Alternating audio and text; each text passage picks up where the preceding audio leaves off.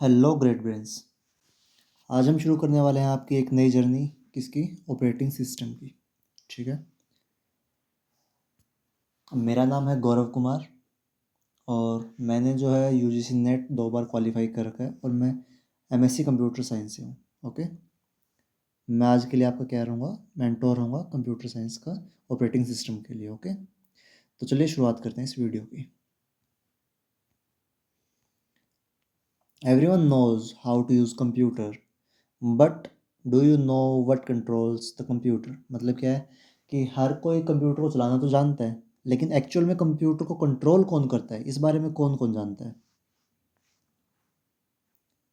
Let's decode the real boss of the machine, the operating system. जो हमारी machine है computer, उसका जो रियल बॉस है वो कौन होता है? Operating system. और आज हम इसी का ही क्या इंट्रोडक्शन लेने वाले हैं। ठीक है। आज हम क्या क्या सीखेंगे इस वीडियो के अंदर? What is operating system, why do we need operating system, basic functions of operating system, types of operating system and real life examples. ये जो बेसिकली जो लोअर 2 पार्ट्स है ये हम डिस्कस करेंगे नेक्स्ट वीडियो में। ठीक है। अभी हम जो ऊपर वाले 3 पार्ट्स हैं इसको ही डिस्कस करेंगे। ठीक है। चलिए तो शुरुआत करते हैं। सबसे पहले ऑपरेटिंग सिस्टम की डेफिनेशन से। What is an operating system? An operating system is a system software that act as an interface between the user and the computer hardware. इसको अगर सिंपल टर्म्स में बोला जाए तो एक मीडियोकर की तरह के इस्तेमाल होता है। क्या? ऑपरेटिंग सिस्टम जो क्या करता है, जो हमारा यूज़र है, हम यूज़र्स हैं, और जो हमारा हार्डवेयर है, उन दोनों के बीच में एक तालमेल बनाने का काम जो है वो कौन करता है? Operating system. एक इंटरफेस की तरह काम करता है। किसकी तरह? एक इंटरफेस की तरह, जो हमें इफ़ेक्टिवली इस्तेमाल करने देता है। क्या? हार्डवेयर। ठीक है। It manages hardware and software resources and provide services for the program to run. मतलब क्या है? ये मैनेज करता है हार्डवेयर को, सॉफ्टवेयर को, और साथ के साथ हमें क्या करता है? सर्विसेज प्रोवाइड करता है। किसके लिए? For programs to run.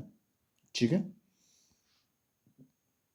हमारी अप्रोच ये रहेगी कि हम आपको पहले तो कंसेप्ट बताएं कि क्या है, और साथ के साथ आपको ये भी बताएं कि इसके कंसेप्ट के अंदर से क्वेश्चंस कैसे निकल सकते हैं। ठीक है। यूजीसी नेट के दौरान भी और आपके जो यूनिवर्सिटी एग्जाम्स है, कॉलेज एग्जाम्स है, उनके दौरान भी। Okay. Why do we need an operating system? अब सबसे बढ़िया जो क्वेश्चन है, जो इंटरव्यूज़ में भी अक्सर पूछ लिया जाता है कि हमें ऑपरेटिंग सिस्टम की ज़रूरत ही क्यों है। देखिए, computer cannot work on raw hardware alone, OS is required because it. मतलब क्या है? जो कंप्यूटर है वो सिर्फ हार्डवेयर पे रन नहीं कर सकता, उसको ऑपरेटिंग सिस्टम की भी ज़रूरत होती है। किन किन चीज़ों के लिए होती है वो हम नीचे देखेंगे। अब मैंने यहाँ पे लिस्ट कर दिया आपके लिए। सबसे पहला, मैनेज ऑल हार्डवेयर कंपोनेंट्स। सबसे पहला जो यूज़ है या फिर जो ज़रूरत है किसकी? ऑपरेटिंग सिस्टम की, वो क्या है? Manage all the hardware components. दूसरा, रन एंड कंट्रोल प्रोग्राम्स। क्या है?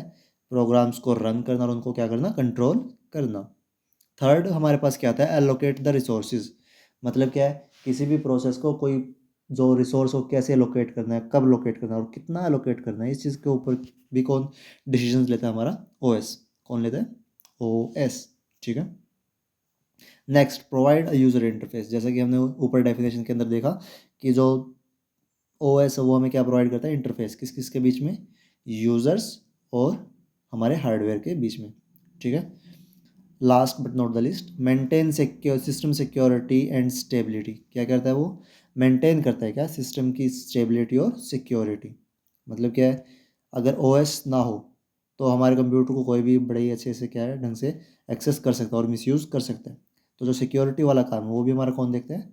Operating system. और साथ के साथ जो स्टेबिलिटी की जो हमारा काम है वो सही ढंग से सही टाइम पे होता रहे, वो स्टेबिलिटी भी कौन देखता है? हमारा ऑपरेटिंग सिस्टम। तो अगर आप बच्चे अगर चाहें तो इसका स्क्रीनशॉट ले सकते हैं। मैंने आपके लिए इसको एक स्लाइड में डाल दिया। जो आपके रिक्वायरमेंट्स होते हैं वो क्या क्या होती हैं? Manages all the hardware components, runs and control programs, allocate the resources, provide user interface, maintain the system security. ये आपको एमसीक्यू में मिल सकता है कि रिक्वायरमेंट्स क्यों होती है किसकी? ओएस की। तो इनमें से कोई एक बदल के दे देगा आपको। ठीक है। तो उसको आपको ऑड वन आउट क्या करना पड़ता है? सिलेक्ट करना पड़ सकता है। ठीक है। अगला, कोर फंक्शंस। अब जो ऑपरेटिंग सिस्टम है हमारा, उसका काम क्या क्या होता है, वो कोर फंक्शंस क्या क्या है। देखिए सबसे पहला क्या दिया गया आपको यहाँ पे, प्रोसेस मैनेजमेंट। क्या करता है, प्रोसेस मैनेजमेंट, मेमोरी मैनेजमेंट, और साथ के साथ फाइल मैनेजमेंट, डिवाइस मैनेजमेंट और सिक्योरिटी एंड प्रोटेक्शन। ये सारे के सारे काम कौन करता है, हमारा ऑपरेटिंग सिस्टम। देखिए एक एक करके हम दोबारा से एक बार आपको बता देता हूँ मैं। सबसे पहले पे हमारा क्या है, प्रोसेस मैनेजमेंट, फिर मेमोरी मैनेजमेंट, उसके बाद फाइल्स मैनेजमेंट, और फिर डिवाइस मैनेजमेंट, और सबसे आखिर में सिक्योरिटी एंड प्रोटेक्शन। अब इन्हीं को हम क्या है एक एक करके पढ़ेंगे आगे आने वाले वीडियो में, ठीक है। चलिए सबसे पहला, OS as a resource manager.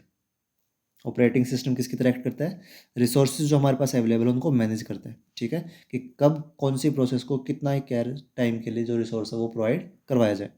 सबसे पहला, सीपीयू को मैनेज करता है कौन, ओएस।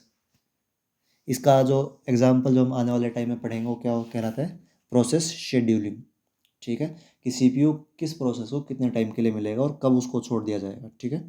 दूसरे पे आता है क्या, मेमोरी, एलोकेट एंड डीलोकेट। एलोकेट यानी किसी चीज़ को देना, और डी एलोकेट यानी उससे कुछ लेना, ठीक है। मतलब क्या, जो भी हम वेरिएबल्स वगैरह स्टोर करते हैं तो कहीं ना कहीं मेमोरी में एलोकेट होते हैं।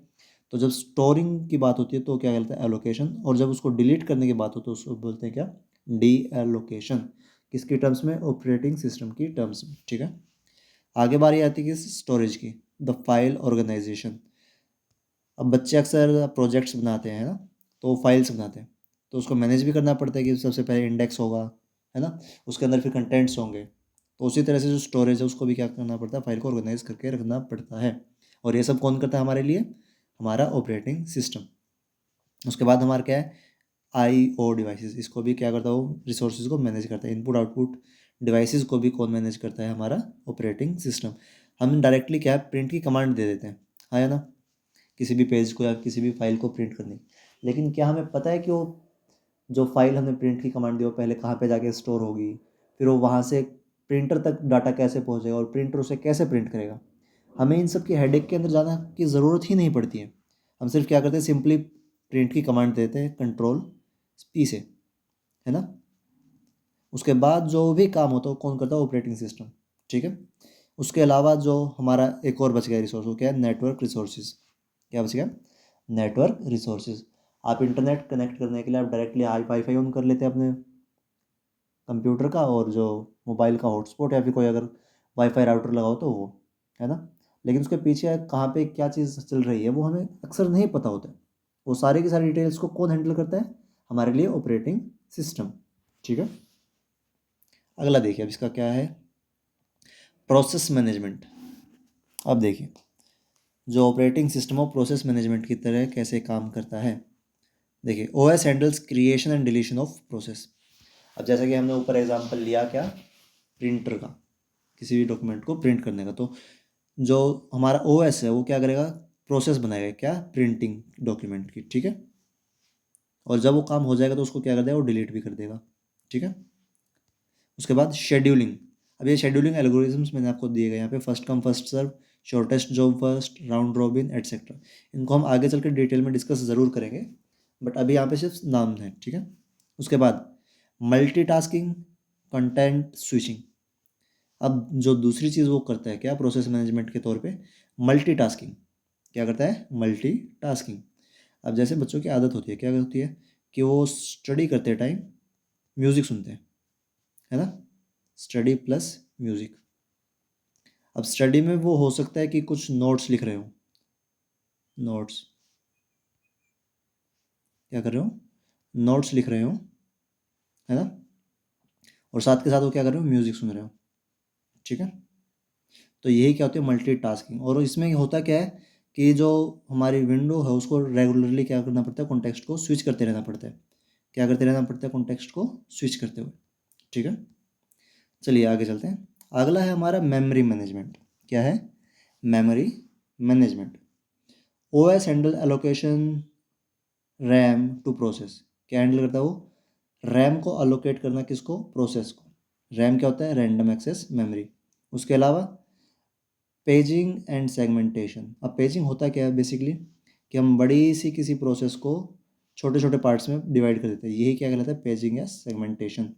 उसके बाद जो वर्चुअल मेमोरी का कंसेप्ट है वो भी कौन हैंडल करता है, हमारा ऑपरेटिंग सिस्टम। और वो किसके अंडर आता है, वो आता है हमारा सबका मेमोरी मैनेजमेंट के अंडर। किसके अंदर आता है, मेमोरी मैनेजमेंट। ओके, चलिए अगला देखिए। अब अगला है फाइल मैनेजमेंट। अब फाइल मैनेजमेंट का सिंपल सा वही अर्थ है कि जैसे आप ऑफिस के दौरान या फिर अपनी नोटबुक्स वगैरह को मैनेज करके रखते हैं, कि आपको पहला पीरियड ये है तो दूसरा पीरियड ये है, तो उसके अकॉर्डिंग आपके अपनी नोटबुक्स और बुक्स को क्या करते हैं, अरेंज करके रखते हैं, हाँ या ना। तो organising data using the directories, file naming and permissions, और lastly file access method.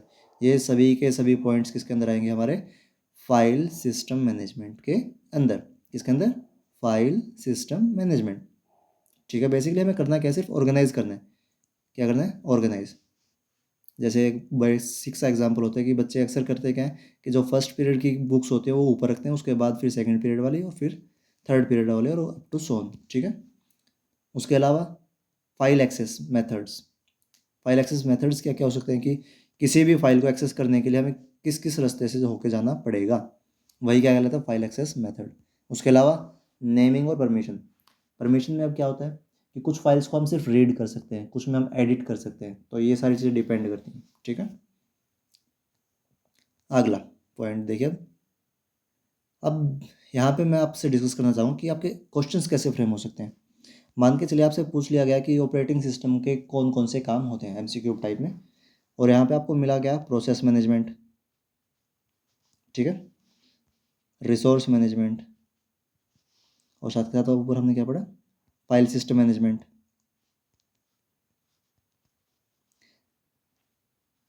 File system management, और एक आपको मिल गया क्या, मान के चलिए